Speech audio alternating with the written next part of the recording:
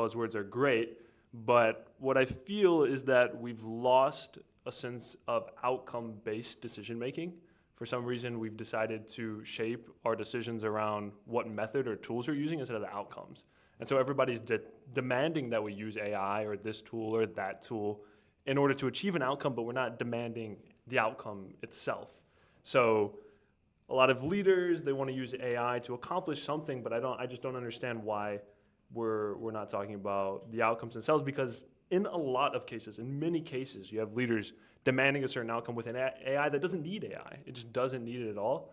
But they will make you build it with AI to say that it has AI anyways. And that's something we've seen in a couple builds. I talk about the AI docs refactor again, at the risk of pointing to whatever was said by leadership there. But a lot of what we could have done was restructured a lot of the documentation deterministically, just in terms of the hierarchy, and there were arguments for that internally.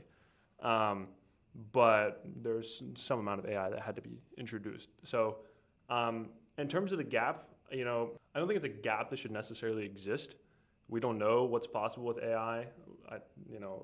A lot of things are a matter of experimentation and us trying to make things a reality. But again, we shouldn't be demanding that things be done with AI. We should be demanding that high-value automations are being made.